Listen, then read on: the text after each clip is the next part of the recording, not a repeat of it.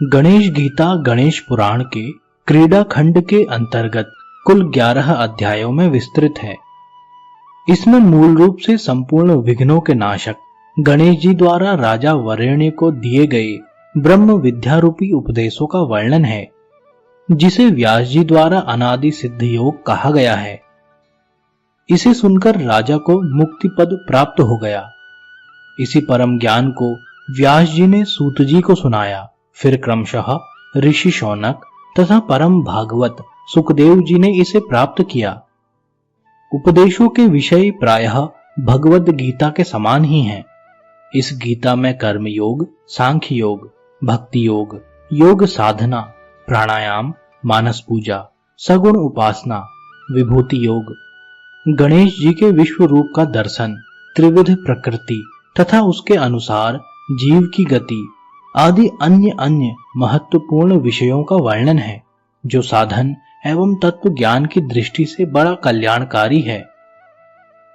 इस गीता के अंत में इसके पाठ तथा मनन करने का महात्म्य भी वर्णित है। गाणपत्य संप्रदाय के अत्यंत सम्मानीय इस ग्रंथ पर संस्कृत तथा मराठी में कई टीकाएं भी मिलती हैं, जो इसकी विशिष्टता की परिचायक हैं। गणेश गीता पहला अध्याय। सूत शौनक संवाद में गणेश गीता का उपक्रम। सुखदेव जी बोले, पूर्व काल में महात्मा शौनक के पूछने पर सूत जी ने व्यास जी के मुख से श्रवण की हुई गीता का वर्णन किया था। सूत जी बोले, हे भगवान, आपने अष्टादश पुराणों के सार रूप अमृत का मुझे पान कराया, परंतु अब उससे भी अधिक रसीले उत्तम अमृत का पान करने की मेरी इच्छा है, जिस अमृत को पाकर मनुष्य ब्रह्म रूप हो जाते हैं। हे महाभाग, उस योग अमृत का कृपा कर आप मुझसे वर्णन कीजिए। व्यास जी बोले, हे सूत जी, योग मार्ग को प्रकाशित करने वाली गीता का अब तुमसे वर्णन करता हूं, जिसको राजा वरेण्य के पूछने पर संपूर्ण विघ्नों के नाशक गणेश जी ने कहा था। राजा वरेण्य बोले, हे विघ्नेश्वर, हे महाभुज, हे सर्व विद्याओं के पंडित, हे संपूर्ण शास्त्र के तत्व को जानने वाले, आप मुझसे योग मार्ग का वर्णन कीजिए। श्री गजानन बोले, हे राजन, मेरी कृपा से तुम्हारी बुद्धि निर्मल और स्थिर हो गई है। सुनो, मैं योग अमृत से परिपूर्ण गीता तुमसे कहता हूं। योग, इस शब्द का ही अर्थ योग नहीं, लक्ष्मी की प्राप्ति होने का नाम योग नहीं, विषय सुख की प्राप्ति होने का नाम योग नहीं, और इंद्रिय संपन्न होने का नाम भी योग नहीं है। हे राजन, माता पिता के समागम का नाम योग नहीं है। 8 प्रकार की सिद्धि और बंधु पुत्र आदि की प्राप्ति का नाम भी योग नहीं है। अत्यंत रूपवती स्त्री की प्राप्ति का नाम योग नहीं है। राज्य की प्राप्ति तथा हाथी घोड़े की प्राप्ति का नाम भी योग नहीं है। इंद्र पद की प्राप्ति का नाम योग नहीं है। योग द्वारा प्रिय सिद्धि की इच्छा अथवा सत्य लोक की प्राप्ति को भी मैं योग नहीं मानता। हे राजन, शिव पद की प्राप्ति होना, वैष्णव पद की प्राप्ति होना, सूर्य, चंद्र और कुबेर के पद की प्राप्ति होने का नाम भी योग नहीं है। वायु स्वरूप, अग्नि स्वरूप, देव स्वरूप, काल स्वरूप, वरुण स्वरूप, निर्रीति स्वरूप अथवा संपूर्ण पृथ्वी के आधिपत्य पाने का नाम भी योग नहीं है। हे राजन, योग अनेक प्रकार का है, परंतु यथार्थ योग वही है जिसको पाकर ज्ञानी लोग विषयों को जीतकर ब्रह्मचर्य पूर्वक संसार से विरक्त हो जाते हैं। ज्ञानी लोग तीनों लोकों को वश में करके संपूर्ण जगत को पवित्र करते हैं। उनका हृदय दया से पूर्ण होता है और वे सतपात्रों को ज्ञान भी प्रदान करते हैं। वे जीवन मुक्त होकर परम आनंद रूपी सरोवर में मग्न रहते हैं और नेत्र मूंदकर अपने हृदय में स्थित परम ब्रह्म का दर्शन करते रहते हैं। योग से वशीभूत किए अपने चित्त में परम ब्रह्म का ध्यान करते हुए वे संपूर्ण प्राणियों को अपने समान समझते हैं। कहीं किसी प्रकार से स्वयं को छिपाए हुए, कहीं किसी से प्रताड़ित, कहीं किसी से बुलाए गए और कहीं किसी से आश्रित होकर दयापूर्ण हृदय से क्रोध को जीते हुए जितेंद्रिय वे योगी लोकों पर अनुग्रह करने के लिए ही पृथ्वी पर विचरते हैं। प्रिय राजन, वे केवल देह मात्र को ही धारण करने वाले, मिट्टी पत्थर तथा स्वर्ण में समान दृष्टि रखने वाले इस प्रकार के महाभाग पुरुष जिस योग के द्वारा दृष्टिगोचर हो जाते हैं, उस श्रेष्ठ योग को मैं तुमसे अब कहता हूं, सुनो, जिसके श्रवण करने से प्राणी पापों से और भवसागर से मुक्त हो जाता है। हे राजन, शिव, विष्णु, शक्ति, सूर्य और मुझमें जो अभेद बुद्धि रूप योग है, उसी को मैं यथार्थ योग मानता हूं। मैं ही अपनी लीला से अनेक वेश धारण करता हुआ इस जगत की उत्पत्ति, पालन और संहार करता हूं। हे प्रिय, मैं ही महाविष्णु, मैं ही सदाशिव, मैं ही महाशक्ति और मैं ही सूर्य हूं। एकमात्र मैं ही मनुष्यों का स्वामी हूं। विष्णु, शिव, शक्ति, सूर्य तथा गणेश, इन 5 प्रकार से मैं पूर्व काल में उत्पन्न हुआ हूं। मैं जगत के कारण का भी कारण हूं। मुझको अज्ञानी लोग नहीं जानते। अग्नि, जल, पृथ्वी, आकाश, वायु, ब्रह्मा, विष्णु, रुद्र, लोकपाल और 10 दिशाएं, 8 वसु, मुनि, गौ, मनु, पशु, नदी, समुद्र, यक्ष, वृक्ष, पक्षियों के समूह, 21 स्वर्ग, नाग, 7 वन, मनुष्य, पर्वत, साध्य, सिद्ध, राक्षस इत्यादि सब मुझसे ही उत्पन्न हुए हैं। मैं ही सबका साक्षी, संपूर्ण जगत का नेत्र, सभी कर्मों से अलिप्त, निर्विकार, अप्रमेय, अव्यक्त, संपूर्ण जगत में व्याप्त और अविनाशी हूं। हे राजन, मैं ही अव्ययी आनंद स्वरूप परम ब्रह्म हूं। मेरी माया संपूर्ण जगत को तथा श्रेष्ठ पुरुषों को भी मोहित करती है।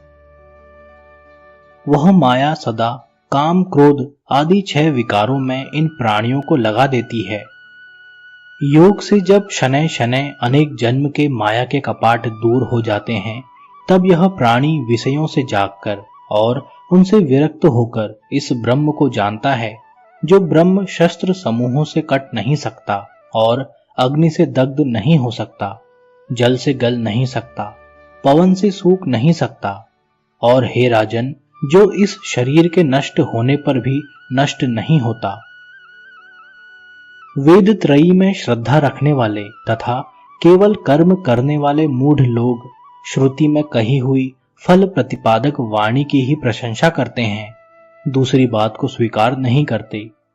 इसी कारण वे जन्म और मृत्यु के फल को देने वाले कर्मों को सदा करते रहते हैं।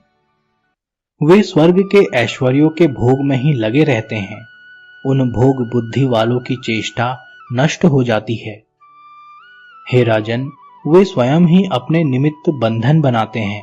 मूढ़ और कर्म परायण मनुष्य संसार चक्र में पड़े रहते हैं। जिसके लिए जो कर्म विधान है, वह कर्म मुझे अर्पण कर देना चाहिए, तभी इन प्राणियों के कर्म रूप बीजों के महान अंकुर नष्ट हो सकते हैं। चित्त की शुद्धि ही विज्ञान की प्राप्ति में प्रधान साधक होती है। विज्ञान के द्वारा ही ऋषियों ने परम ब्रह्म को जाना है। हे राजन, इस कारण जो भी कर्म करे वह बुद्धियुक्त होकर करे। किसी को स्वकर्म और स्वधर्म का त्याग नहीं करना चाहिए। यदि कोई कर्म का त्याग करेगा तो उससे उसे सिद्धि की प्राप्ति नहीं होगी। ज्ञान में प्रथम अधिकार भी कर्म से ही प्राप्त होता है। कर्म से शुद्ध हृदय होकर साधक अभेद बुद्धि को प्राप्त होता है। उसी का नाम योग है, जिससे प्राणी अमर हो जाता है। हे राजन, मैं दूसरा उत्तम योग कहता हूं, तुम उसे सुनो। पशु, मित्र, पुत्र, शत्रु, बंधु तथा प्रियजन में समान दृष्टि करनी चाहिए। बाहर भीतर एक सी दृष्टि रखते हुए सुख दुख, क्रोध, हर्ष, भय इनमें समान रहना चाहिए। रोग की प्राप्ति हो चाहे भोग की प्राप्ति हो, जय हो या विजय हो, लक्ष्मी की प्राप्ति हो या अप्राप्ति हो, हानि लाभ, जन्म मरण, इन सब में मन को समान रखना चाहिए। संपूर्ण वस्तुओं में समान भाव से बाहर भीतर मुझे स्थित जानना। सूर्य, चंद्रमा, जल, अग्नि, शिव, शक्ति, वायु, ब्राह्मण, सरोवर, पापहारी महानदी, तीर्थ, क्षेत्र, विष्णु, संपूर्ण देवता, यक्ष, उरग, गंधर्व, मनुष्य और पक्षी, इन सब में जो मुझे सदा समान दृष्टि से देखता है वही योग को जानने वाला कहलाता है। हे राजन, जो ज्ञान द्वारा इंद्रियों को विषयों से हटाकर सर्वत्र समान बुद्धि रखता है वही मेरी दृष्टि में योगी है। अपने धर्म में आसक्त चित्त वाले प्राणी की दैव योग से जो आत्मा और अनात्मा के विचार की बुद्धि उत्पन्न होती है, उस बुद्धि के योग का ही नाम योग है, और उसी बुद्धि के न होने से यह प्राणी धर्म अधर्म का त्याग कर देता है। इस कारण योग में बुद्धि लगाना उचित है। कर्तव्य कर्मों में कुशलता ही योग है। जितेंद्रिय और बुद्धिमान व्यक्ति धर्म और अधर्म के फल का त्याग करके जन्म बंधन से मुक्त होकर अनामय परम पद को प्राप्त होता है। जब इस प्राणी की बुद्धि अविद्या के अंधकार से अविद्या से रहित होगी, तब क्रम से इस प्राणी का सकाम वेद वाक्य आदि में वैराग्य हो जाता है। जब तीनों वेदों में प्रतिपादित किए गए सकाम कर्म से यह बुद्धि पूर्णतः और परमात्मा में लगकर निश्चल हो जाती है, तब इस प्राणी को योग की प्राप्ति होती है। हे प्रिय, जब यह बुद्धिमान व्यक्ति मन की संपूर्ण इच्छाओं का त्याग कर दे और अपने आत्मा में अपने से ही संतुष्ट हो जाए, तब यह स्थिर बुद्धि कहलाता है। किसी प्रकार के भी संसारी सुखों में तृष्णा न रखने वाला, दुख में अनुद्विग्न, भय, क्रोध और राग से रहित व्यक्ति ही स्थिर बुद्धि कहा गया है। जिस प्रकार से कछुआ सब ओर से अपने अंगों को सिकोड़ लेता है, उसी प्रकार से योगी को उचित है कि वह विषयों से इंद्रियों को समेट ले। भोजन त्यागने वाले साधक के विषय तो नष्ट हो जाते हैं, परंतु उनका अनुभव बना रहता है। ब्रह्म की प्राप्ति होने से वह राग भी नष्ट हो जाता है। हे राजन, इंद्रिय गण मोक्ष के लिए प्रयत्न करने वाले विद्वान पुरुष का भी मन बलात् हर लेती है। इस कारण बुद्धिमान पुरुष को इंद्रियों को वश में करने का यत्न करना चाहिए। इंद्रियों को वश में करके योगी को सदा मेरे परायण होना चाहिए। जिसकी इंद्रियां वश में हो गई, उसी को स्थिर प्रज्ञ कहते हैं। विषयों का चिंतन करने वाले पुरुष को उनमें अनुराग हो जाता है। आसक्ति अर्थात अनुराग से कामना होती है और उससे क्रोध की उत्पत्ति होती है। क्रोध से अज्ञान की उत्पत्ति और इससे स्मृति भ्रंश होता है। स्मृति भ्रंश से बुद्धि नष्ट होती है और बुद्धि नष्ट होने से वह प्राणी भी नष्ट हो जाता है। अनुराग और द्वेष से रहित अपने वश में आई इंद्रियों से विषयों का भोग करके भी चित्त को अपने वश में रखने वाले महापुरुष संतोष और शांति को प्राप्त होते हैं। संतोष की प्राप्ति होने से तीनों प्रकार के दुख नष्ट हो जाते हैं। इसी प्रकार स्थिर प्रज्ञा वाले योगी का मन प्रसन्न रहता है। हे राजन, बिना चित्त प्रसन्न हुए बुद्धि की प्राप्ति नहीं होती और बुद्धि के बिना श्रद्धा नहीं होती। श्रद्धा के बिना शांति नहीं होती और शांति के बिना सुख नहीं होता। पवन जिस प्रकार नाव को जल में डुबो देता है, वैसे ही जो मन विषयों में विचरने वाले अवशीभूत इंद्रिय रूपी घोड़ों के पीछे भागता है, वह प्रज्ञा को हर लेता है। हे राजन, अज्ञान से आच्छादित संपूर्ण प्राणियों के लिए जो आत्मज्ञान रात्रि स्वरूप है, उसमें इंद्रिय को वश में करने वाले संयमी योगी जागते हैं, और जिस विषय बुद्धि में संपूर्ण प्राणी जागते हैं, वह विषय भोग ज्ञानियों के लिए रात्रि स्वरूप है। जिस प्रकार से नदियों आदि के सभी जल समुद्र में प्रवेश कर जाते हैं और उसकी तृप्ति नहीं होती, इसी प्रकार सब कामना पूर्ण होने वाले को भी शांति नहीं होती। इस कारण प्राणी को उचित है कि सब प्रकार से विषयों की ओर दौड़ती हुई इंद्रियों को वश में करे, तब उसकी बुद्धि स्थिर हो जाती है। जो ममत्व, अहंकार और सब कामनाओं का त्याग करता है, नित्य ज्ञान में मग्न रहता है, वह ज्ञान से मुक्ति को प्राप्त हो जाता है। हे राजन, जो वृद्धावस्था को प्राप्त होकर भी दैवगति से इस ब्रह्म ज्ञान युक्त बुद्धि को प्राप्त हो जाता है, वह जीवन मुक्त हो जाता है। गणेश गीता, दूसरा अध्याय, कर्म योग। राजा वरेण्य ने कहा, हे भगवान, आपने ज्ञान निष्ठा और कर्म निष्ठा दोनों का वर्णन किया। आप दोनों में से एक निश्चय कर जो कल्याणदायक हो उसे कहिए। श्री गजानन बोले, हे प्रिय, इस चराचर जगत में मेरे द्वारा पहले वर्णित दो प्रकार की स्थिति है। सांख्य शास्त्र जानने वालों की ज्ञान योग से और कर्म के अधिकारी जनों की कर्म योग से शुद्धि होती है। कर्म में आसक्त जन कर्मों के आरंभ न करने से निष्क्रिय हो जाते हैं। हे राजन, केवल कर्मों के ही त्याग देने से सिद्धि नहीं होती। किसी दशा में क्षण मात्र भी कर्म बिना किए कोई नहीं रह सकता है। प्रकृति के स्वाभाविक तीनों गुण सबको ही अवश्य करके कर्म कराते हैं। जो कर्म करने वाला इंद्रियों को रोककर मन ही मन में इंद्रियों के विषयों का स्मरण करता है, उस इंद्रिय लोलुप दुरात्मा को तुच्छ आचार वाला कहा जाता है। हे राजन, जो मन से इंद्रियों का संयम करके कर्म इंद्रियों से निष्काम कर्म योग का अनुष्ठान करता है, वही श्रेष्ठ पुरुष है।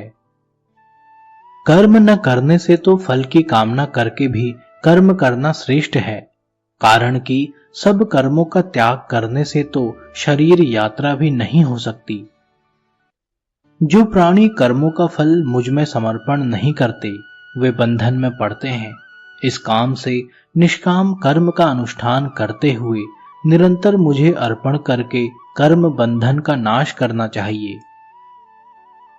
जो कर्म मेरे निमित्त किए जाते हैं, वे कहीं और कभी बंधन के कारण नहीं होते, किंतु जो वासना पूर्वक अर्थात फल आसक्ति पूर्वक किए गए कर्म हैं, वे ही बलात् प्राणी को बांधते हैं। पूर्व काल में मैंने यज्ञ रूप नित्य कर्म के ही साथ साथ मनुष्यों के वर्णों को रचकर कहा, हे मनुष्यों, तुम यज्ञ से वृद्धि को प्राप्त हो। यह शिक्षा कल्प वृक्ष के समान तुम्हारी इष्ट सिद्धि को देने वाली हो। तुम देवताओं को अन्न से तृप्त करो, देवता तुमको वर्षा आदि से प्रसन्न करें। इस प्रकार परस्पर वृद्धि करते हुए तुम और देवता सब श्रेष्ठ स्थान को प्राप्त हो। देवता प्रसन्न होकर तुम्हारे मनोवांछित मनोरथों को पूर्ण करेंगे। उन देवताओं के दिए पदार्थों से उनकी आराधना किए बिना जो भोग भोगता है, वह चोर है।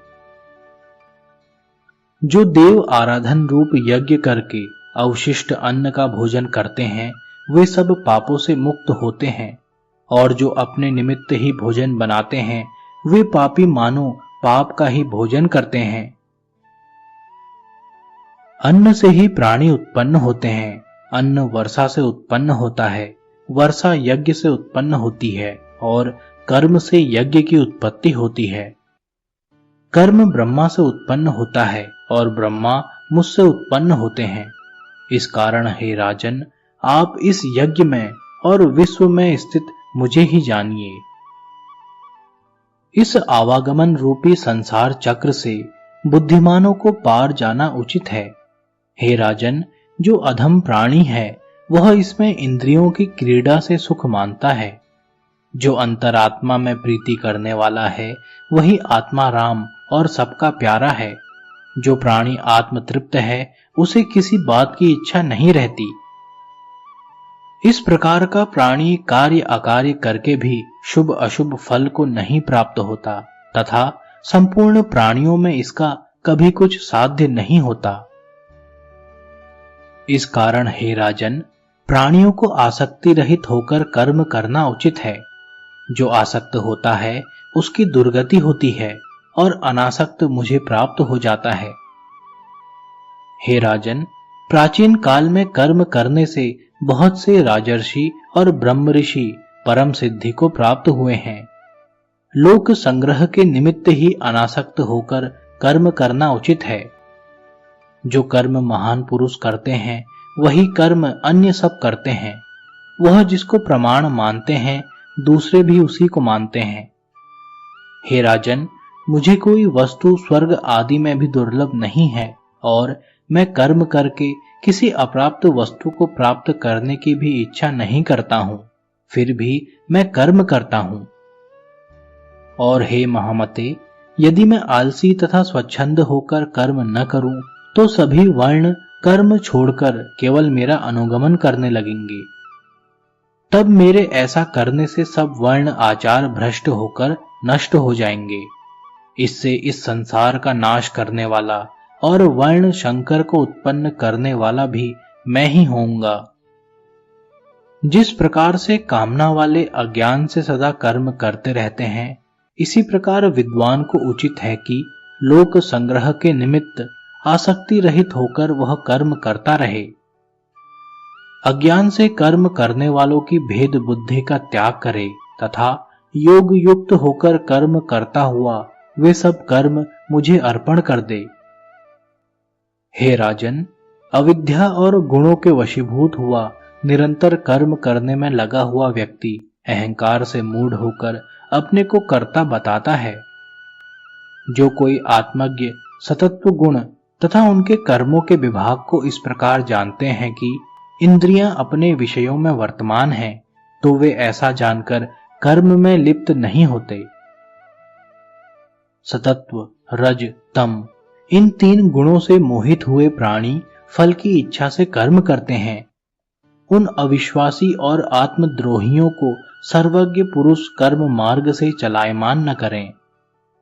इस प्रकार पंडित को उचित है कि मुझमें ही नित्य नैमित्तिक कर्म को अर्पण कर दे, तो वह अहम और ममता बुद्धि का त्याग करके परम गति को प्राप्त हो जाएगा। ईर्ष्या न करने वाले जो भक्तिमान मनुष्य मेरे कहे हुए इस शुभ मार्ग का अनुष्ठान करते हैं, वे सब कर्मों से मुक्त हो जाते हैं। जो अज्ञान से चित्त के नष्ट होने के कारण इस मार्ग का अनुष्ठान नहीं करते हैं, उन ईर्ष्यालु, मूर्ख और नष्ट बुद्धियों को मेरा शत्रु जानो। जब ज्ञानवान भी अपने स्वभाव के अनुसार चेष्टा करता है और उसी स्वभाव का अनुगमन करता है, तो स्वभाव को ग्रहण न करना व्यर्थ है। कर्मेंद्रिय और ज्ञानेंद्रिय के विषयों में काम और क्रोध उत्पन्न होते हैं। इनके वश में नहीं होना चाहिए, कारण कि यही प्राणी के शत्रु रूप हैं। अपना धर्म यदि गुण रहित हो तो भी अच्छा है और दूसरे का धर्म गुणयुक्त होने से भी भला नहीं। अपने धर्म में मरना भी परलोक में कल्याणकारी है, परंतु दूसरे का श्रेष्ठ धर्म भी भय प्रदान करता है। राजा वरेण्य ने कहा, हे गणेश जी, प्राणी जो पाप करता है वह किसके द्वारा प्रेरित होता है? इच्छा नहीं करता हुआ भी बलात् किससे प्रेरित होता हुआ वह पाप आचरण करता है? श्री गणेश जी बोले, रजोगुण और तमोगुण से उत्पन्न हुए ये काम और क्रोध ही दो महापापी हैं। ये लोगों को अपने वश में करते हैं। इन्हीं दोनों को तुम महान शत्रु जानो। जिस प्रकार माया जगत को ढकती है, जैसे भाप जल को और जैसे वर्षा काल का मेघ सूर्य को ढक लेता है, उसी प्रकार काम ने सबको ढक लिया है। महाबली, सदैव द्वेष करने वाले और कभी पूरा न हो सकने वाले इस इच्छा रूप काम ने ही बुद्धिमानों के ज्ञान को भी ढक रखा है। यह काम बुद्धि, मन तथा इंद्रियों के आश्रित होकर रहता है।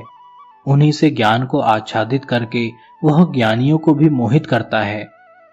अतः पहले मन के सहित इंद्रियों को वश में करके ज्ञान और विज्ञान के नाश करने वाले इस मनोद्भव पापी काम को जीतना चाहिए। स्थूल देह से इंद्रियां परे हैं, इंद्रियों से परे मन है, मन से परे बुद्धि है और बुद्धि से परे आत्मा है। इस प्रकार बुद्धि से आत्मा को जानकर, बुद्धि से ही मन को स्थिर करके काम रूपी शत्रु को मारकर परम पद को प्राप्त करना चाहिए। गणेश गीता तीसरा अध्याय ज्ञान योग। श्री गणेश जी बोले, पूर्व काल में सृष्टि उत्पन्न करने के समय 3 गुणों से युक्त 3 शरीर में रहने वाले उत्तम योग का निर्माण करके मैंने विष्णु से इसका वर्णन किया था। विष्णु ने यही योग सूर्य से कहा, सूर्य ने अपने पुत्र वैवस्वत मनु से कहा। इसके उपरांत परंपरा से प्राप्त हुए इस योग को महर्षिगण जानते रहे। हे राजन, कलयुग में यह बहुत काल बीत जाने से नष्ट हो गया तथा इसे श्रद्धा विश्वास के अयोग्य तथा निंदनीय समझा गया। अब फिर तुमने मेरे मुख से इस पुरातन योग को सुना है। यह गुप्त से गुप्त, अत्यंत कल्याणकारक और संपूर्ण वेदों का सार है।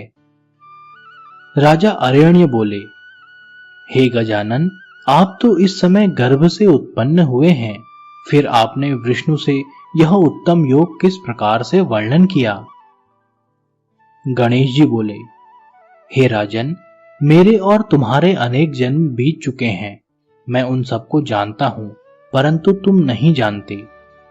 हे महाबाहो, मुझसे ही विष्णु आदि देवता उत्पन्न हुए हैं और युग युग में प्रलय के समय मुझ में ही लय हो जाते हैं।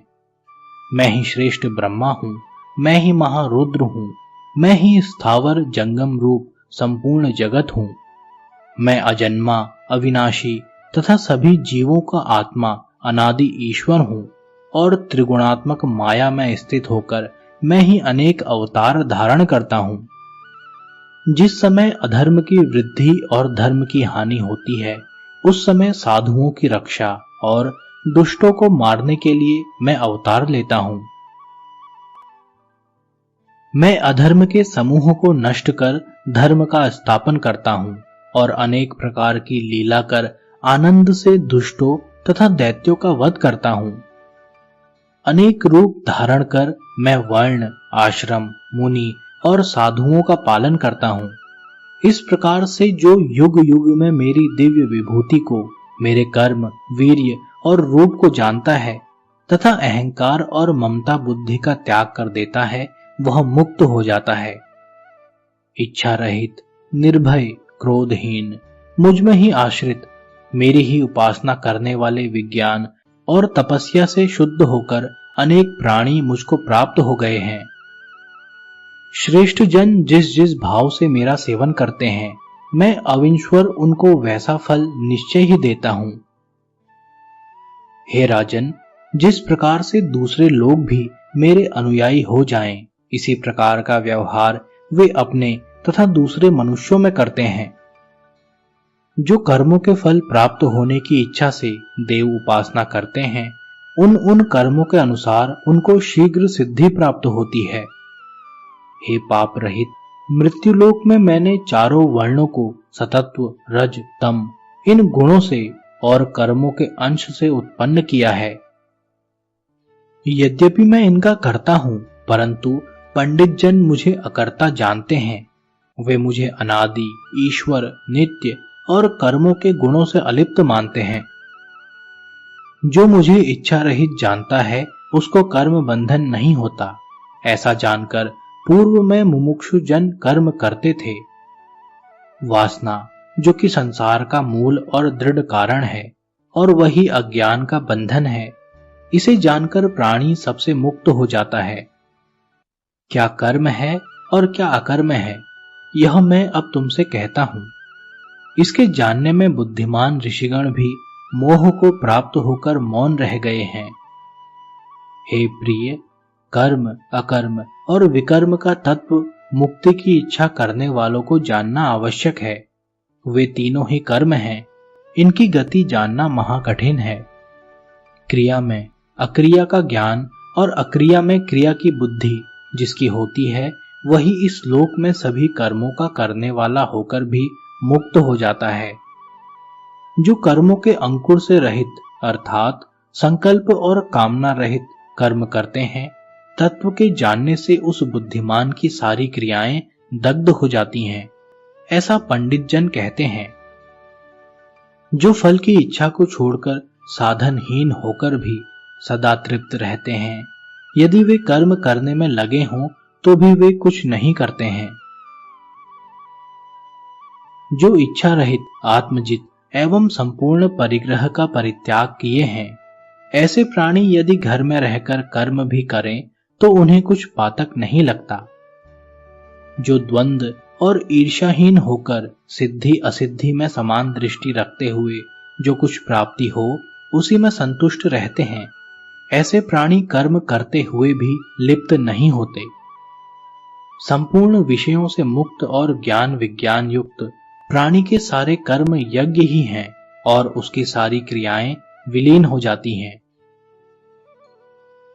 अग्नि, होम का द्रव्य, हवन करने वाले और जो आहुति मुझे अर्पण की जाती है वह सब मैं ही हूं। इसे ब्रह्म स्वरूप से देखकर जो हवन करता है वह ब्रह्म को ही प्राप्त होता है, क्योंकि वह ब्रह्म में ही लगा है। कोई योगी देव यजन को यज्ञ कहते हैं, दूसरे ब्रह्म रूप अग्नि में यज्ञ करने को यज्ञ मानते हैं। हे राजन, कोई योगी संयम रूप अग्नि में श्रोताद्रि इंद्रियों का हवन करते हैं, कोई इंद्रिय रूपी अग्नि में शब्द आदि विषयों की आहुति देते हैं, कोई दूसरे ज्ञान में जलती हुई वैराग्य रूपी अग्नि में संपूर्ण इंद्रिय कर्म और प्राणों का हवन करते हैं, कोई द्रव्य यज्ञ का अनुष्ठान कर, कोई तपस्या से, कोई स्वाध्याय से, कोई महात्मा तीव्र व्रत से और कोई ज्ञान से मेरा यजन करते हैं। जो पूरक से प्राणवायु में अपान को और रेचक से प्राण का अपान में हवन करते हैं और कुंभक के अनुष्ठान से प्राणापान की गति को रोक लेते हैं, वे प्राणायाम में परायण होते हैं। दूसरे नियताहार होकर पांचों प्राणों में पांचों प्राणों की आहुति देते हैं। इस प्रकार अनेक प्रकार के यज्ञों में निरत योगी यज्ञ द्वारा पापों का नाश करते हैं। अन्य दूसरे नित्य ही यज्ञ से बचे अमृत पदार्थ का भोजन कर नित्य ब्रह्म को प्राप्त होते हैं। यज्ञ न करने वालों को तो यह लोक भी नहीं मिलता, परलोक कहां मिलेगा। हे राजन, वेदों में मन, वचन, कर्म के बहुत प्रकार से यज्ञ वर्णित हैं।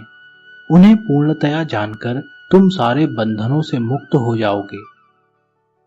हे राजन, सब यज्ञों में ज्ञान यज्ञ श्रेष्ठ है। मोक्ष साधक ज्ञान यज्ञ में सब कर्म क्षीर्ण हो जाते हैं। हे पुरुष श्रेष्ठ, उस ज्ञान यज्ञ को सत्पुरुषों की सेवा और प्रश्न से प्राप्त करो। तत्व को जानने वाले ज्ञानी जन तुम्हें बड़ी प्रसन्नता से उसको कहेंगे। जो मनुष्य अनेक प्रकार की संगति करता है पर किसी साधु की संगति नहीं करता, वह संसार में बंधन को प्राप्त होता है। सत्संग से गुणों की प्राप्ति और आपदा का नाश होता है तथा लोक और परलोक में अपना कल्याण प्राप्त होता है। हे राजन, अन्य सब तो सुलभ है, परंतु सत्संग बड़ा दुर्लभ है।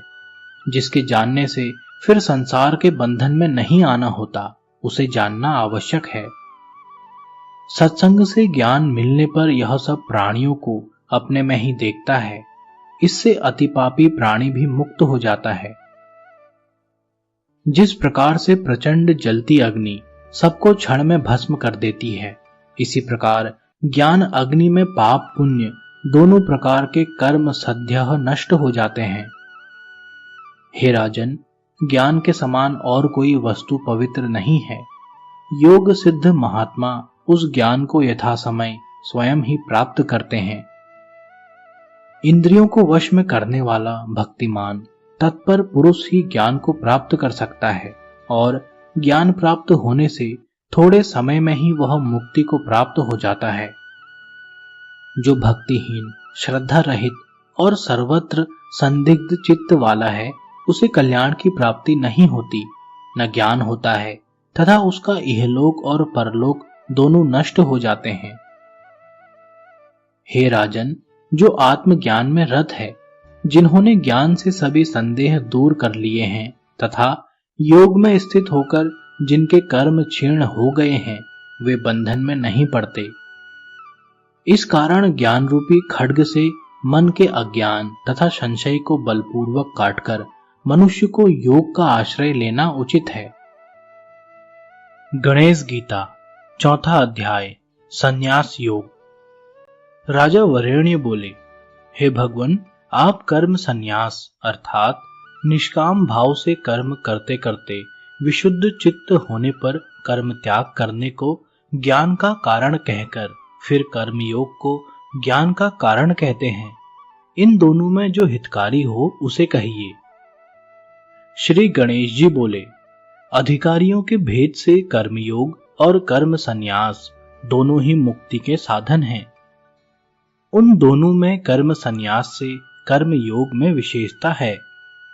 जो द्वंद्व और दुख को सहकर किसी से द्वेष नहीं करता और किसी बात की इच्छा नहीं करता, ऐसा प्राणी अनायास तत्काल कर्म बंधन से सदा मुक्त हो जाता है। कर्म संन्यास और कर्म योग को मूढ़ और अज्ञानी ही पृथक पृथक कहते हैं, परंतु पंडितगण उन्हें एक ही मानते हैं। जो फल कर्म संन्यास से मिलता है वही फल कर्म योग से प्राप्त होता है। कर्म संन्यास और कर्म योग को जो एक जानता है वही यथार्थ ज्ञाता है। पंडित जन केवल कर्म के संन्यास को ही संन्यास नहीं कहते। यदि योगी अनिच्छा से कर्म करे तो वह ब्रह्म ही हो जाता है। शुद्ध चित्त, मन को वश में करने वाले, जितेंद्रिय, योग में तत्पर और संपूर्ण प्राणियों में स्थित आत्मा को देखने वाले कर्म करते हुए भी लिप्त नहीं होते। तत्व को जानने वाला योग युक्त आत्मवान पुरुष मैं करता हूं ऐसा नहीं मानता, अपितु मन सहित एकादश इंद्रियां कर्म करती हैं ऐसा मानता है। जो कर्म करने वाला सारे कर्म ब्रह्म में अर्पण कर देता है, वह उसी प्रकार पाप पुण्य से लिप्त नहीं होता, जैसे जल में पड़ा हुआ सूर्य का बिंब उससे लिप्त नहीं होता। योग के जानने वाले चित्त शुद्धि के निमित्त आशा, फलाशा का त्याग कर शरीर, वचन, बुद्धि, इंद्रिय और मन से कर्म करते हैं। योगहीन मनुष्य कर्मों को फल की इच्छा से करता है। वह कर्म बीज से बंध जाता है और इसी से दुख को प्राप्त होता है। योगी को उचित है कि मन से संपूर्ण कर्मों को त्याग कर सुख से रहे तथा उत्तम नगर में आनंद से वास करता हुआ भी न कुछ करे न कराए, और ऐसा जाने कि न कोई क्रिया करता हूं, न कोई कर्तव्यपना मुझ में है, न मैं कोई निर्माण करता हूं, न मेरा क्रिया के बीज से संबंध है। यह सब कुछ शक्ति अर्थात प्रकृति से स्वयं होता रहता है। हे राजन, मैं विभु आत्मा किसी के पुण्य और पापों को स्पर्श नहीं करता हूं। मोह से मलिन बुद्धि वाले अज्ञानी ही मोह को प्राप्त होते हैं। जिन्होंने विवेक के द्वारा स्वयं ही अपना अज्ञान नष्ट किया है, उनका ज्ञान सूर्य के समान परम प्रकाशित होता है। जिनकी निष्ठा और बुद्धि मुझ में ही है, जिनका चित्त मुझ में अत्यंत आसक्त है और जो सदा मेरे परायण हैं, वे श्रेष्ठ ज्ञान द्वारा पाप का नाश करके मुक्त हो जाते हैं। महात्मा पंडित जन ज्ञान विज्ञान युक्त ब्राह्मण, गौ, हाथी आदि प्राणी, चांडाल और श्वान, इन सब में समान दृष्टि रखते हैं। जिनका मन समता में स्थित है, वे जीवन मुक्त संसार और स्वर्ग को जीत चुके हैं। कारण कि ब्रह्म निर्दोष और समता युक्त है, इस कारण वे ब्रह्म में स्थित रहते हैं। जो महात्मा प्रिय और अप्रिय की प्राप्ति में हर्ष शोक नहीं करते, वे समत्व बुद्धि से युक्त ज्ञानी जन ब्रह्म में स्थित तथा ब्रह्म के जानने वाले हैं। राजा वरेण्य बोले, भगवान, तीनों लोकों तथा देवता और गंधर्व आदि योनियों में यथार्थ सुख क्या है? हे विद्या विशारद, कृपा कर आप मुझसे यह वर्णन कीजिए। श्री गणेश जी बोले, जो अपनी आत्मा में ही रमण करते हैं और कहीं आसक्त नहीं होते, वे ही आनंद भोगते हैं। उसी का नाम अविनाशी सुख है। विषय आदिकों में वास्तविक सुख नहीं है। विषयों से उत्पन्न हुए सुख तो दुख के ही कारण हैं और उत्पत्ति तथा नाश वाले हैं। तत्वविद उनमें आसक्त नहीं होते। काम, क्रोध आदि का कारण उपस्थित रहने पर भी जो उनके आवेग को रोक लेता है तथा शरीर के प्रति अनासक्त होकर उन्हें जीतने का प्रयत्न करता है, वह बहुत काल तक सुख भोगता है। जिनके हृदय में निष्ठा है, ज्ञान का प्रकाश है, सुख है तथा वैराग्य है, जो सब प्राणियों का हित करता है, वह निश्चय ही अक्षय ब्रह्म को प्राप्त करता है। जो काम, क्रोध आदि 6 शत्रुओं को जीत चुके हैं, जो शम और दम का पालन करते हैं, उन आत्मज्ञानियों को सर्वत्र ब्रह्म ही दिखता है। सब बाह्य विषयों का त्याग कर एकांत में आसन में स्थित हों। दृष्टि को भ्रू मध्य में स्थित कर प्राणायाम करें। प्राण और अपान वायु के रोकने को प्राणायाम कहते हैं। बुद्धिमान ऋषियों ने उसके 3 भेद कहे हैं। प्रमाण के भेद से प्राणायाम लघु, मध्यम और उत्तम 3 प्रकार का है। 12 अक्षर का प्राणायाम लघु कहलाता है, 24 अक्षरों का मध्यम और 36 अक्षरों का उत्तम कहा जाता है। सिंह, व्याघ्र अथवा मतवाले हाथी को जैसे मनुष्य नम्र करके अपने अधीन करता है, इसी प्रकार प्राण और अपान वायु को साधना चाहिए। हे राजन, जिस प्रकार अपने वश में हुए सिंह आदि मृगों को सताते हैं किंतु वश में करने वाले लोगों को पीड़ा नहीं देते, इसी प्रकार यह वायु प्राणायाम से स्थिर होकर पापों को भस्म करता है, परंतु शरीर को नहीं जलाता। जिस प्रकार क्रम से मनुष्य सीढ़ियों पर चढ़ता है, इसी प्रकार योगी के लिए क्रम से प्राणापान को वश में करना उचित है।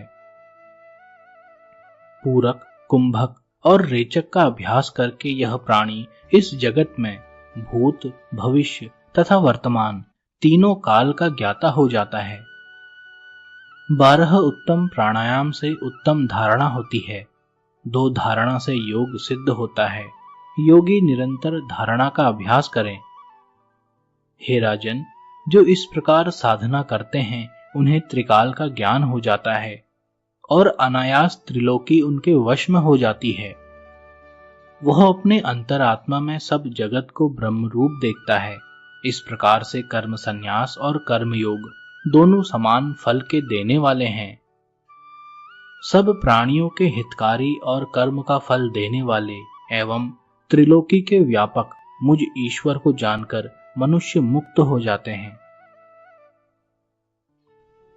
गणेश गीता 5वां अध्याय, योग वृत्ति की प्रशंसा। श्री गणेश जी बोले, हे राजन, जो श्रुति और स्मृति में कहे हुए कर्मों को फल की इच्छा न करके करता है, वह योगी कर्म का त्याग करने वाले योगियों से श्रेष्ठ है। हे महाभुज, मेरे मत में योग प्राप्ति के निमित्त कर्म ही कारण है। योग सिद्धि के निमित्त शम और दम ही कारण है। इंद्रियों के विषयों का संकल्प कर कर्म करने वाला अपना शत्रु होता है और जो इनकी इच्छा न कर कर्म करता है, वही योगी सिद्धि को प्राप्त होता है। एकमात्र आत्मा ही आत्मा का मित्र और शत्रु है। यही ज्ञान होने से उद्धार करता है और यही अज्ञान होने से बंधन में डालता है, दूसरा कोई नहीं।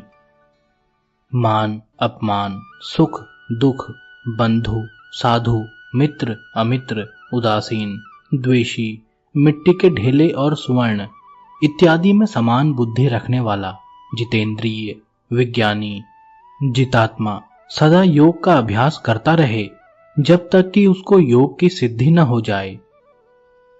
जो संतप्त हो, श्रांत हो, व्याकुल, क्षुधित अथवा व्यग्र चित्त हो वह योगाभ्यास न करे।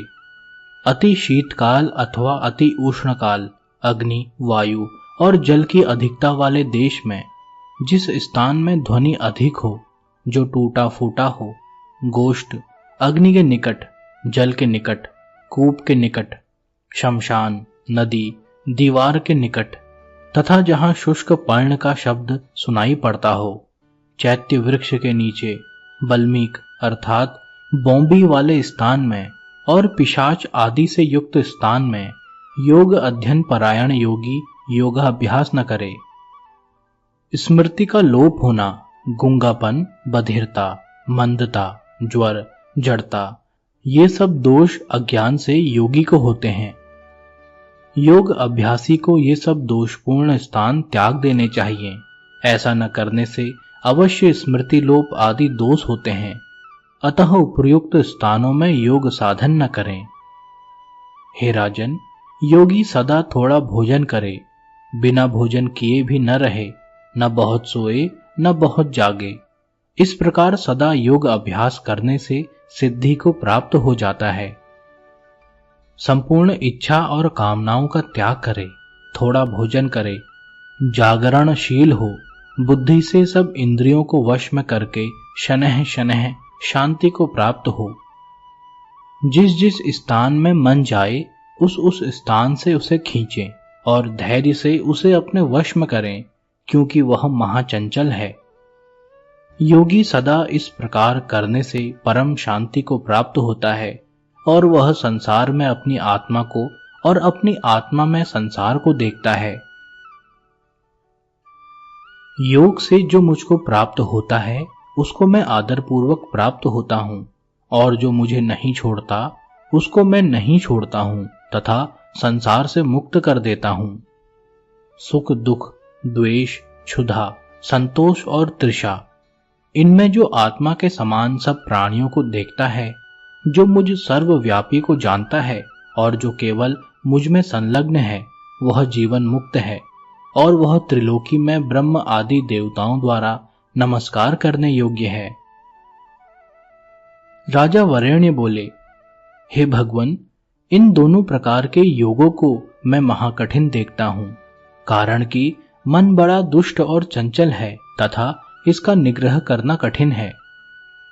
श्री गणेश जी बोले, हे राजन, जो निग्रह करने में कठिन इस मन का नियमन करता है, वह घटी यंत्र के समान घूमने वाले इस संसार चक्र से मुक्त हो जाता है।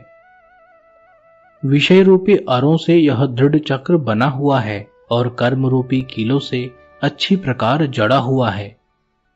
इस कारण साधारण मनुष्य इसके छेदन करने में समर्थ नहीं होते।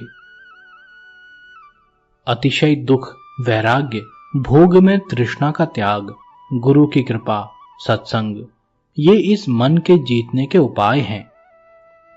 योग सिद्धि के निमित्त अभ्यास से मन को अपने वश में करें। हे वरेण्य, बिना मन के जीते योग महाकठिन है। राजा वरेण्य बोले, हे भगवन, योग भ्रष्ट को किस लोक की प्राप्ति होती है, उसकी क्या गति होती है और क्या फल होता है। हे सर्वज्ञ, हे बुद्धि रूपी चक्र को धारण करने वाले, मेरे इस संदेह का छेदन कीजिए। श्री गणेश जी बोले, हे राजन, योग भ्रष्ट पुरुष दिव्य देह धारण कर स्वर्ग में जाते हैं, वहां उत्तम सुख भोग कर पुनः शुद्ध योगियों के कुल में जन्म लेते हैं और फिर पूर्व जन्मों के संस्कार से वह योगी होता है। कोई भी पुण्य कर्म करने वाला नरक को नहीं जाता। हे राजन, ज्ञान निष्ठा से, तप की निष्ठा से अथवा कर्म निष्ठा से जो मुझ में भक्ति करता है, वह अत्यंत श्रेष्ठ योगी है। गणेश गीता, छठा अध्याय। श्री गणेश जी का राजा वरेण्य को अपने तात्विक स्वरूप का परिचय देना। श्री गणेश जी बोले, हे राजन, इस प्रकार मुझ में मन लगाकर मेरा वह तत्व जानो, जिसके जानने से मुझे सर्वगत और यथार्थ जानकर मुक्त हो जाओगे। हे राजन, लोगों के ऊपर अनुग्रह की इच्छा से वह तत्व मैं तुमसे वर्णन करता हूं, जिसके जानने से दूसरे मुक्ति के साधन जानने की आवश्यकता नहीं रहती। प्रथम तो मेरी प्रकृति को जानना चाहिए, उससे ज्ञान प्राप्त होता है। इसके उपरांत मेरा ज्ञान होने से प्राणियों को विज्ञान संपत्ति की प्राप्ति होती है। पृथ्वी, अग्नि, आकाश, अहंकार, जल, चित्त, बुद्धि, वायु, रवि, चंद्र, यजमान, यह 11 प्रकार की मेरी अपरा प्रकृति है। और भी वृद्ध मुनिजन ऐसा वर्णन करते हैं कि आने जाने वाली जीवत्व को प्राप्त हुई तथा त्रिलोकी में व्याप्त भी मेरी दूसरी परा प्रकृति है। इन दोनों से ही समस्त चराचर जगत उत्पन्न होता है और इस जगत की उत्पत्ति, पालन और नाश का कर्ता मैं ही हूं। मेरे इस तत्व को जानने के निमित्त वर्ण आश्रमी पुरुषों में पूर्व जन्म के कर्मों के अनुसार कोई एक यत्न करता है। उन यत्नवानों में कोई एक मेरा साक्षात करता है, मुझसे अन्य और किसी को नहीं देखता और मुझ में संपूर्ण जगत को देखता है। पृथ्वी में सुगंधी रूप से, अग्नि में तेज रूप से, सूर्य और चंद्र में प्रभा रूप से, जल में रस रूप से, बुद्धिमान, तपस्वी एवं बलिष्ठों में बुद्धि, तप और बल से और मुझसे ही उत्पन्न हुए 3 प्रकार के विकारों में मैं ही स्थित हूं। माया से मोहित चित्त वाले संपूर्ण जगत को देखता है। पृथ्वी में सुगंधी रूप से, अग्नि में तेज रूप से, सूर्य और चंद्र में प्रभा रूप से, जल में रस रूप से, बुद्धिमान, तपस्वी एवं बलिष्ठों में बुद्धि, तप और बल से और मुझसे ही उत्पन्न हुए 3 प्रकार के विकारों में मैं ही स्थित हूं। माया से मोहित चित्त वाले पापी मुझे नहीं जानते। 3 प्रकार के विकार, सत, रज, तम वाली मेरी प्रकृति त्रिलोकी को मोहित करती रहती है। मेरे जो तत्व को जानता है वह संपूर्ण मोह का त्याग करता है और अनेक जन्मों में मुझे जानकर प्राणी मुक्त हो जाता है। जो अनेक प्रकार के देवताओं का भजन करते हैं वे उन्हीं को प्राप्त होते हैं। संपूर्ण मनुष्य जैसी जैसी मति करके मेरा भजन करते हैं उसी प्रकार से मैं उनके भाव को पूर्ण करता हूं। मैं सबको जानता हूं किंतु मुझे कोई पूरी तरह नहीं जानता। मुझ अव्यक्त के व्यक्त स्वरूप को काम से मोहित दृष्टि वाले नहीं जानते। अज्ञानी और पापी पुरुषों के लिए मैं प्रकट नहीं होता हूं। जो अंत समय में श्रद्धायुक्त होकर मेरा स्मरण करते हुए अपना शरीर त्याग करता है, हे राजन, वह मेरी कृपा से मुक्त हो जाता है। भक्ति पूर्वक जिस जिस देवता को स्मरण करता हुआ प्राणी अपने क्लेवर का त्याग करता है, हे राजन, उसकी भक्ति करने से उन्हीं के लोक को प्राप्त होता है। इस कारण हे राजन, रात दिन मेरे अनेक रूप स्मरण करने योग्य हैं। उन सब से मैं ही उसी प्रकार प्राप्त होता हूं जैसे नदियों का जल सागर में ही जाता है। ब्रह्मा, विष्णु, शिव, इंद्र आदि लोकों को प्राप्त होकर वह फिर संसार में जन्म लेता है, किंतु जो असंदिग्ध होकर मुझको प्राप्त होता है उसका फिर जन्म नहीं होता। हे राजन, जो अनन्य शरण होकर भक्ति से मेरा भजन करता है, मैं सदा उसके योग क्षेम मंगल का विधान करता हूं। हे राजन, मनुष्यों की कृष्ण और शुक्ल पक्ष के भेद से अनेक गतियां हैं। एक से प्राणी संसार में आता है और दूसरी से परम ब्रह्म को प्राप्त होता है। गणेश गीता 7वां अध्याय। श्री गणेश जी का राजा वरेण्य से उपासना योग का वर्णन करना। राजा वरेण्य बोले, हे गजानन, शुक्ला गति और कृष्णा गति किसको कहते हैं? ब्रह्म क्या है और संस्कृति क्या है? यह सब आप मुझसे कृपा कर कहिए। श्री गणेश जी बोले, अग्नि, ज्योति और दिवा स्वरूपा शुक्ला गति होती है जो उत्तरायण है। चंद्र, ज्योति, धूम और रात्रि स्वरूपा कृष्णा गति दक्षिणायन कही गई है। ये दोनों गतियां क्रम अनुसार जीवों को ब्रह्म और संसार की प्राप्ति में कारण हैं। यह सब दृश्य और अदृश्य ब्रह्म ही है, ऐसा जानो। पंच महाभूतों को क्षर कहते हैं, उसके अनंतर अक्षर है। इन दोनों का अतिक्रमण कर शुद्ध सनातन ब्रह्म को जानो। अनेक जन्मों की संभूति आवागमन को वे प्राप्त होते हैं जो मुझे नहीं मानते। जो ध्यान, पूजन और पंचामृत आदि उपचारों से सम्यक प्रकार से मेरी उपासना करते हैं, वे परम ब्रह्म को प्राप्त होते हैं। स्नान, वस्त्र, अलंकार, उत्तम गंध, धूप, दीप, नैवेद्य, फल, तांबुल, दक्षिणा आदि से भक्तिपूर्वक एक चित्त से जो मेरी पूजा करता है, मैं उसके मनोरथ को पूर्ण करता हूँ। इस प्रकार प्रतिदिन भक्तिपूर्वक मेरे भक्त को मेरी पूजा करनी चाहिए, अथवा स्थिर चित्त से मानसी पूजा करे, अथवा फल, पत्र, पुष्प, मूल, जल आदि से जो यत्न पूर्वक मेरी पूजा करता है, वह इष्ट फल को प्राप्त करता है। तीनों प्रकार की पूजा में मानसी पूजा श्रेष्ठ है। वह भी यदि कामना रहित होकर की जाए तो अति उत्तम है। ब्रह्मचारी, गृहस्थ अथवा वानप्रस्थ या सन्यासी अथवा और कोई मेरी एक पूजा को करता है, वह सिद्धि को प्राप्त होता है। मुझे छोड़कर और मुझसे द्वेष कर जो अन्य किसी देवता का भक्ति से पूजन करता है, हे राजन, वह भी मेरी ही पूजा करता है, किंतु विधि पूर्वक नहीं। जो अन्य देवता का अथवा मेरे पूजन करके द्वेष करता है, वह सहस्त्र कल्प वर्ष तक नरक में पड़कर सदा दुख भोगता है। प्रथम भूत शुद्धि करके फिर प्राणायाम करे, फिर चित्त की वृत्तियों का निरोध करके न्यास करे, अंतर मात्र का न्यास करके फिर बहिर्मात्र का न्यास तथा षडंग न्यास करे। इसके उपरांत मूल मंत्र का न्यास करके ध्यान करे और स्थिर चित्त से गुरुमुख से सुने हुए मंत्र का जप करे।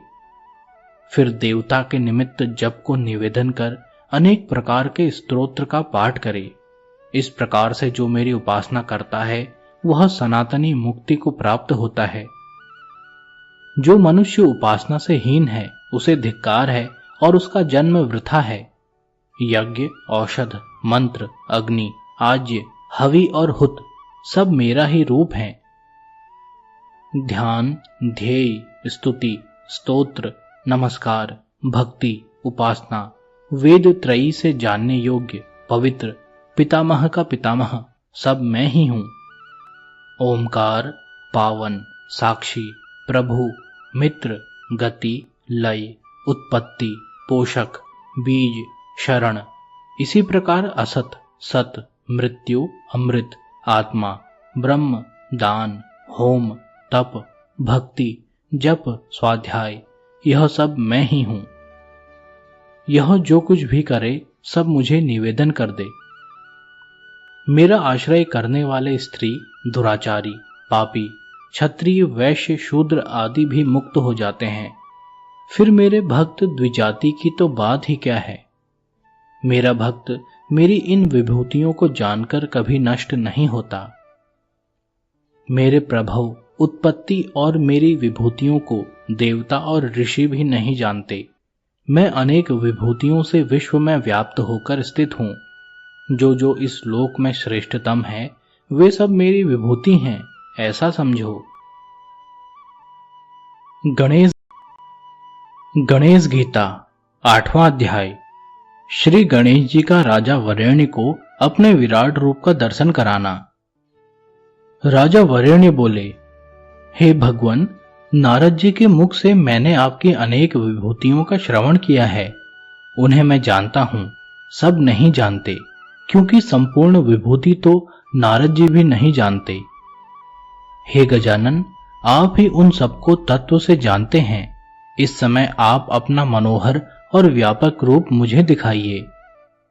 श्री गणेश जी बोले, अकेले मुझ में ही तुम यह चराचर संसार देखो और अनेक प्रकार के दिव्य आश्चर्य देखो, जो पूर्व काल में किसी ने नहीं देखे हैं। मैं अपने प्रभाव से तुमको ज्ञान नेत्र देता हूं, किंतु मुझ सर्वव्यापक अजन्मा और अव्यय को चर्म चक्षु नहीं देख सकते। ब्रह्मा जी बोले, तब वे राजा वरेण्य दिव्य दृष्टि को प्राप्त होकर भगवान गणेश जी के महान अद्भुत परम रूप को देखने में समर्थ हुए। असंख्य शोभायमान मुख, असंख्य सूंड एवं हाथ और सुगंधि से लिप्त, दिव्य भूषण, वसन और माला से शोभित, असंख्य नेत्र, करोड़ों सूर्य की किरणों के समान प्रकाशित आयुध धारण किए उनके शरीर में राजा ने अलग अलग तीनों लोक देखे। यह ईश्वर का परम रूप देख प्रणाम करके राजा वरेण्य बोले, हे भगवन, मैं आपकी इस देह में देवता, ऋषिगण और पितरों को देख रहा हूं। हे विभो, मैं 7 पाताल, 7 समुद्र, 7 द्वीप, 7 पर्वत, 7 महर्षि और अनेक पदार्थों के समूह देख रहा हूं। मैं पृथ्वी, अंतरिक्ष, स्वर्ग, मनुष्य, सर्प, राक्षस, ब्रह्मा, विष्णु, महेश, इंद्र, देवता और अनेक प्रकार के जंतुओं को देख रहा हूं। मैं अनादि, अनंत, लोक आदि, अनंत भुजा और सिरों से युक्त तथा जलती हुई अग्नि के समान प्रकाशमान अप्रमेय पुरातन आपको देख रहा हूं। मैं किरीट कुंडल धारण किए कठिनाई से देखने योग्य, आनंददायक तथा विशाल वक्षः स्थल युक्त आप प्रभु का दर्शन कर रहा हूं। देवता, विद्याधर, यक्ष, किन्नर, मुनि, मनुष्य, नृत्य करती हुई अप्सराओं और गान करते हुए गंधर्वों से आपका स्वरूप सेवित है। 8 वसु, 12 आदित्यों के गण, सिद्ध, साध्य, ये सब प्रसन्नता पूर्वक आपकी सेवा करते और महाभक्ति से विस्मय को प्राप्त होकर आपको देखते हैं। ये आपको ज्ञाता, अक्षर, वेद्य, धर्म के रक्षक, पाताल, दिशा, स्वर्ग और पृथ्वी में व्यापक और ईश्वर जानते हैं। आपके रूप को देखकर संपूर्ण लोक तथा मैं भी डर गया हूं। यह आपका मुख अनेक तीक्ष्ण दाढ़ों से भयंकर है तथा आप अनेक विद्याओं के पारगामी हैं। प्रलय की अग्नि के समान दीप्तिमान आपका मुख है, जिसकी जटाएं आकाश को छूती हैं। हे गणेश जी, आपका यह रूप देखकर मैं भ्रांत हो गया हूं। देवता, मनुष्य, नाग आदि और खग तुम्हारे उदर में शयन करते हैं। वे अनेक योनियों को भोगकर अंत में आप में ही उसी प्रकार प्रवेश करते हैं जैसे सागर से उत्पन्न हुए मेघ के जलबिंदु फिर उसी में लीन होते हैं। इंद्र, अग्नि, यम, निऋत्री, वरुण, वायु, कुबेर, ईशान, सोम, सूर्य और संपूर्ण जगत, यह सब आप ही हैं। हे स्वामिन, मैं आपको नमस्कार करता हूं। आप मेरे ऊपर अब कृपा करें। आप मेरे द्वारा पूर्व में देखा हुआ अपना सौम्य रूप मुझे दिखाइए। हे भूमन, अपनी इच्छा से क्रीड़ा करने वाले आपकी लीला को कौन जान सकता है। आपकी कृपा से मैंने इस प्रकार का ऐश्वर्यशाली रूप देखा क्योंकि आपने प्रसन्न होकर मुझे ज्ञान चक्षु दिए थे। श्री गणेश जी बोले, हे महाबाहु, योग न करने वाले इस मेरे रूप का कभी भी दर्शन नहीं पाते। सनक आदि तथा नारद आदि मेरे अनुग्रह से इस रूप का दर्शन करते हैं। चारों वेदों के अर्थ के तत्व को जानने वाले, संपूर्ण शास्त्रों में कुशल, यज्ञ, दान और तप करने वाले भी मेरे रूप को यथार्थतः नहीं जानते। मैं भक्ति भाव से जानने, दिखने, प्राप्त होने के योग्य हूं। अब तुम भय और मोह को त्याग कर मेरे सौम्य रूप को देखो। हे राजन, जो भक्त मेरे परायण एवं सर्व संग त्यागी होकर सब कर्म मुझ में ही समर्पित करते हैं और क्रोध त्याग कर सब प्राणियों में समान दृष्टि रखते हैं, वे मुझको ही प्राप्त होते हैं। गणेश गीता 9वां अध्याय। सगुण उपासना की श्रेष्ठता, क्षेत्र, ज्ञान तथा ज्ञेय का वर्णन। राजा वरेण्य बोले, हे भगवन, मूर्तिमान आपकी जो अनन्य भाव से उपासना करते हैं और जो अक्षर एवं परम अव्यक्त आपकी उपासना करते हैं, उनमें श्रेष्ठ कौन है? हे विभो, आप सब जानने वाले, सबके साक्षी, भूत भावन ईश्वर हैं।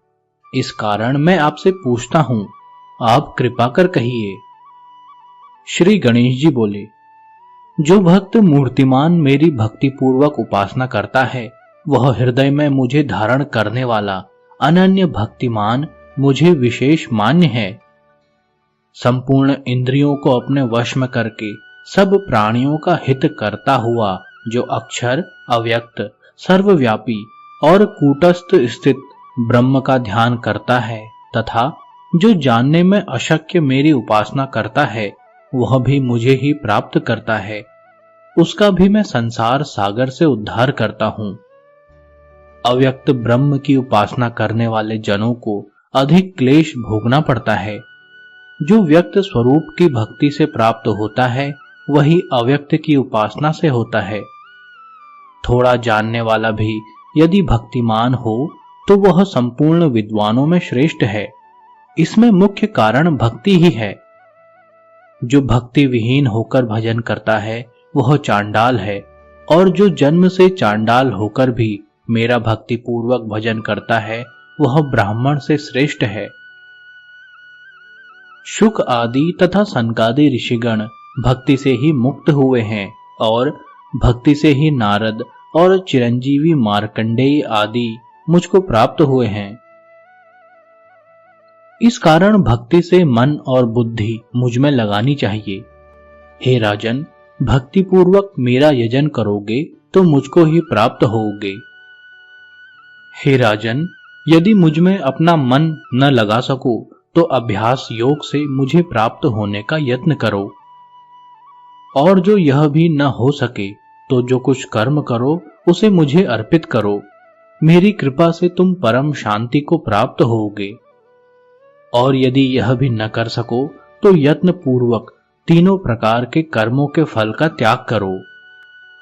प्रथम मुझ में बुद्धि लगाना श्रेष्ठ है, उससे ध्यान श्रेष्ठ है, उससे संपूर्ण कर्मों का त्याग श्रेष्ठ है, इससे अत्यंत श्रेष्ठ शांति है।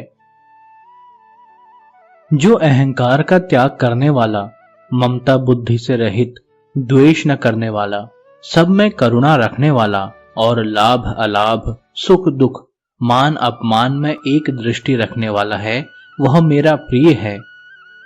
जिसको देखकर किसी को भय नहीं होता और जो मनुष्यों से भययुक्त नहीं होता है, उद्वेग, भय, क्रोध और हर्ष से जो रहित हो, वही मेरा प्रिय है।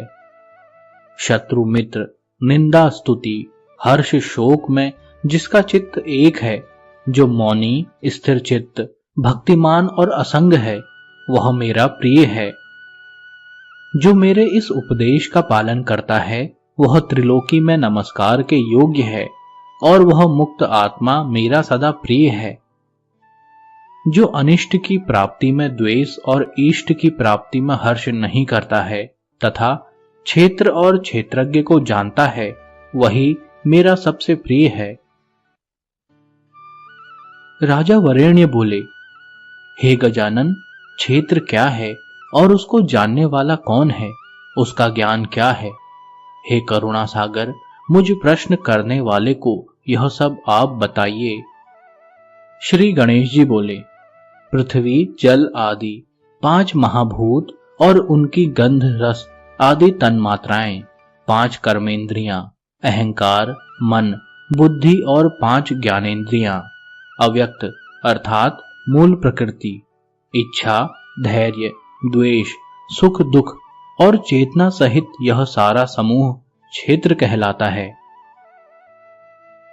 हे राजन, उसको जानने वाला सर्व अंतर्यामी, सर्वव्यापक तुम मुझको जानो। मैं और यह समूह, ये दोनों ज्ञान के विषय हैं। सरलता, गुरु शुश्रूषा, इंद्रियों का विषयों से वैराग्य, पवित्रता, सहनशीलता, पाखंड का त्याग, जन्म मरण आदि में दोष दृष्टि, समदृष्टि, दृढ़ भक्ति, एकांतता तथा शम दम सहित जो ज्ञान है, हे राजन, उसी को यथार्थ ज्ञान समझो। हे राजन, इस ज्ञान के विषय को मैं कहता हूं, तुम श्रवण करो, जिसके जानने से संसार सागर से छूटकर मुक्त हो जाओगे। जो अनादि, इंद्रिय रहित, सत रज तम आदि गुणों का भोक्ता, किंतु गुण वर्जित, अव्यक्त, सत असत से परे तथा इंद्रियों के विषयों का प्रकाशक है, विश्व को धारण करने वाला, सर्वत्र व्यापक, एक होकर अनेक रूप से भासता है, वह बाहर भीतर से पूर्ण, असंग और अंधकार से परे है। अत्यंत सूक्ष्म होने से वह जाना नहीं जाता, ज्योतियों को भी प्रकाशित करने वाला है। इस प्रकार ज्ञान से जानने योग्य पुरातन पुरुष को ज्ञेय ब्रह्म जानो। यही परम ब्रह्म ज्ञेय है, यही आत्मा, पर, अव्ययी तथा प्रकृति से परे पुरुष कहलाता है। यह प्रकृति से उत्पन्न हुए गुणों को भोगता है। प्रकृति के 3 गुण ही इस पुरुष को देह में बांधते हैं। जिस समय देह में शांति और प्रकाश की वृद्धि हो, तब सतत्व गुण की वृद्धि होती है। लोभ, अशांति, स्पृहा और कर्म आरंभ, ये रजोगुण के धर्म हैं। मोह, आलस्य, अज्ञान और प्रमाद, इन्हें ही तमोगुण जानना चाहिए। सतत्व गुण अधिक होने से सुख और ज्ञान की, रजोगुण अधिक होने से कर्म की और तमोगुण अधिक होने से सुख से इतर निद्रा और आलस्य की प्राप्ति होती है। इन तीनों की वृद्धि में क्रम से मुक्ति, संसार और दुर्गति की प्राप्ति मनुष्य को होती है। इस कारण हे राजन, सतत्व गुण युक्त हो। हे नरेश्वर, तदंतर सर्व भाव से तुम मेरा भजन करो और निश्चल भक्ति से सर्वत्र स्थित मुझे स्थित जानो। हे राजन, अग्नि, सूर्य, चंद्रमा, तारागण और विद्वान ब्राह्मण में जो तेज है, उसे मेरा ही तेज जानो। मैं ही संपूर्ण संसार को उत्पन्न कर उसका संहार करता हूं और अपने तेज से औषधि और जगत को मैं ही पुष्ट करता हूं।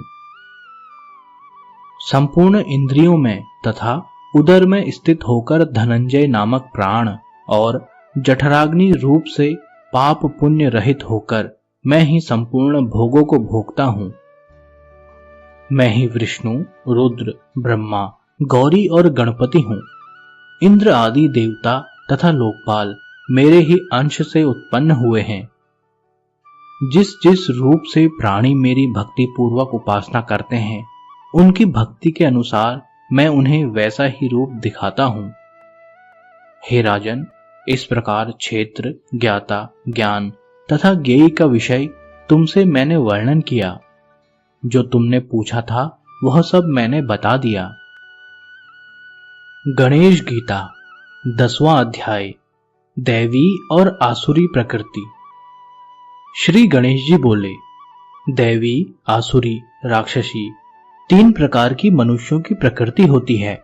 उनके फल और चिन्ह संक्षेप से अब तुम्हारे लिए वर्णन करता हूं। दैवी प्रकृति मुक्ति की साधना करती है, आगे की दोनों बंधन में डालती है। इनमें पहले दैवी प्रकृति के चिन्ह कहता हूं, उन्हें तुम सुनो। चुगली न करना, दया, अक्रोध, अचपलता, धैर्य, सरलता, तेज, अभय, अहिंसा, क्षमा, शौच, निरअभिमानिता इत्यादि चिन्ह दैवी प्रकृति के समझने चाहिए। अब आसुरी के चिन्ह सुनो। हे राजन, अतिवाद, अभिमान, दर्प, अज्ञान और क्रोध, ये आसुरी प्रकृति के चिन्ह हैं। राक्षसी प्रकृति के ये चिन्ह हैं, निष्ठुरता, मद, मोह, अहंकार, गर्व, द्वेष, हिंसा, क्रूरता, क्रोध, उद्धतता, विनयहीनता, दूसरों के नाश के निमित्त अभिचार कर्म, क्रूर कर्मों में प्रीति। श्रेष्ठ पुरुषों के वाक्य में अविश्वास, अपवित्रता, कर्मों का न करना, वेद, भक्त, देवता, मुनि, श्रोत्रिय, ब्राह्मण तथा स्मृति और पुराण की निंदा करना, पाखंड वाक्य में विश्वास, दुष्टों तथा मलिन पुरुषों की संगति करना, पाखंड सहित कर्म करना, दूसरे की वस्तुओं को पाने की इच्छा, अनेक कामना युक्त होना, सदा झूठ बोलना, दूसरे का उत्कर्ष न सहना, दूसरे के कृत्य को नष्ट करना इत्यादि बहुत सारे दूसरे भी राक्षसी प्रकृति के गुण हैं। पृथ्वी और स्वर्ग लोक में ये सब गुण होते हैं। जो लोग मेरी भक्ति से रहित हैं वे ही राक्षसी प्रकृति को प्राप्त होते हैं। हे राजन, जो इस तामसी प्रकृति को प्राप्त है वे रौरव नरक को प्राप्त होते हैं और वहां अकथनीय दुख को भोगते हैं। हे राजन, कदाचित दैववश नरक से निकलकर पृथ्वी में जन्म लेते हैं तो वे कुबड़े होते हैं, या जन्मांध, लंगड़े, दीन और हीन जाति में जन्म लेते हैं। पाप आचरण वाले तथा मुझ में भक्ति न करने वाले पतित होते हैं, परंतु मेरे भक्त चाहे किसी योनि में जन्म लें नष्ट नहीं होते, उनका उद्धार हो जाता है। हे राजन, यज्ञ से अथवा दूसरे कर्मों से स्वर्ग की प्राप्ति होती है, जो सकामी पुरुषों को सुलभ है, परंतु मुझ में भक्ति होना दुर्लभ है। मूर्ख लोग मोहजाल तथा अपने कर्मों से बंधन में पड़ते हैं। वे मैं ही हंता, मैं ही कर्ता, मैं ही भोगता हूं ऐसा कहा करते हैं। मैं ही ईश्वर, मैं शासक, मैं जानने वाला, मैं सुखी हूं, इस प्रकार की मति मनुष्यों को नरक में ले जाती है। इस कारण इस तामसी प्रकृति को छोड़कर दैवी प्रकृति का आश्रय करो और तुम दृढ़ चित्त से मेरी निरंतर भक्ति करो। हे राजन, वह भक्ति भी सात्विकी, राजसी और तामसी इन भेदों से 3 प्रकार की है। जिस भक्ति से देवताओं का भजन किया जाता है वह कल्याण प्रदान करने वाली सात्विकी भक्ति कही गई है।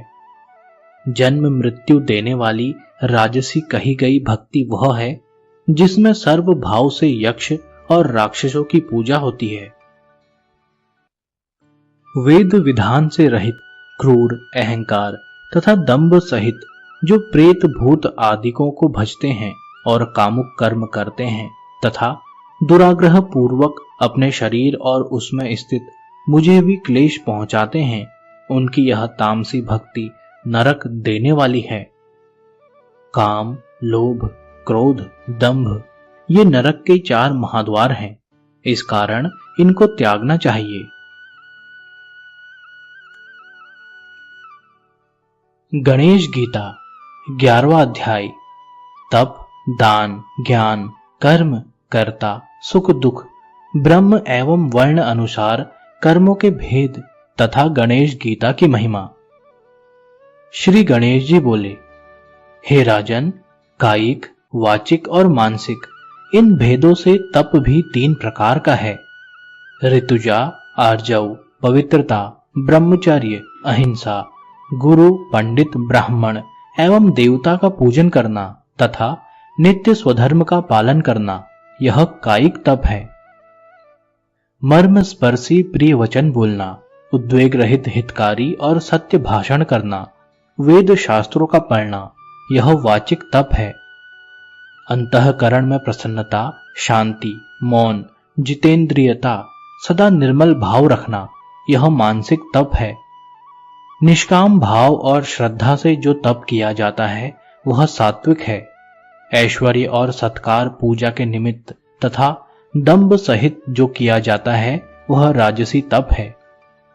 राजसी तप निश्चय ही जन्म मृत्यु और अस्थिरता को देने वाला है और जिसमें दूसरे को तथा अपने को पीड़ा हो वह तामस तप कहा गया है। विधियुक्त उत्तम देश काल में सत्पात्र को श्रद्धा पूर्वक जो दान दिया जाता है वह सात्विक दान कहा गया है। उपकार या फल की कामना से मनुष्य जो दान करता है तथा ऐसा दान जो क्लेश पूर्वक अथवा भक्ति के कारण दिया जाए वह राजसी दान कहलाता है।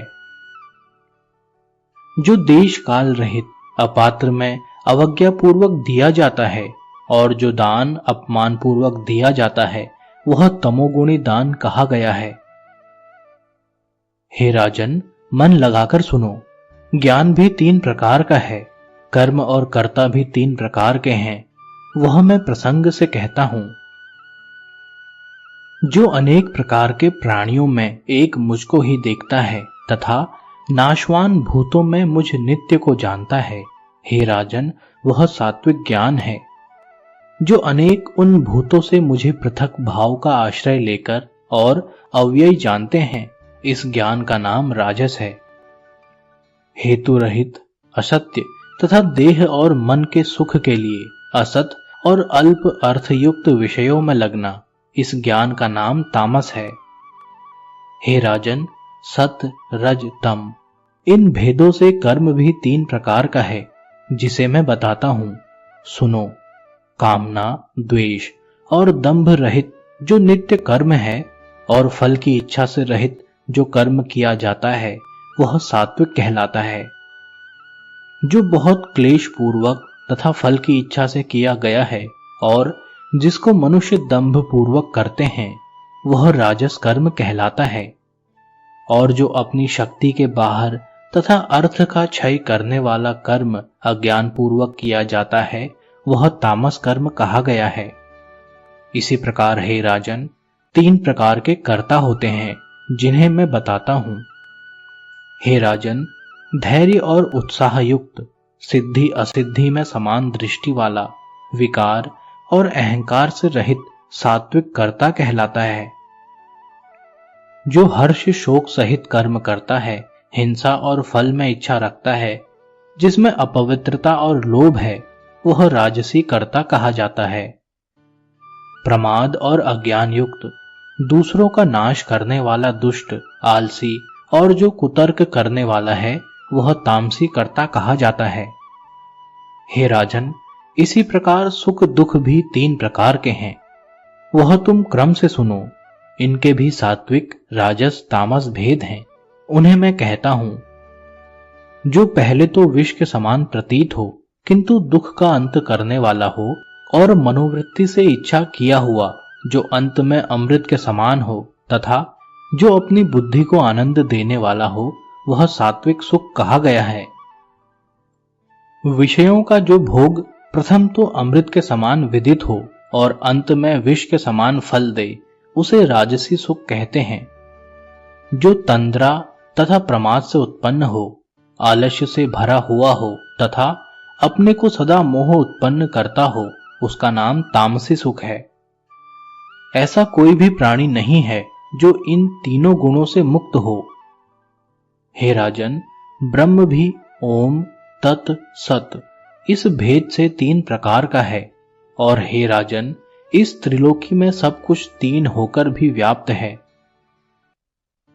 ब्राह्मण, क्षत्रिय, वैश्य और शूद्र ये स्वभाव से ही भिन्न कर्म करने वाले हैं।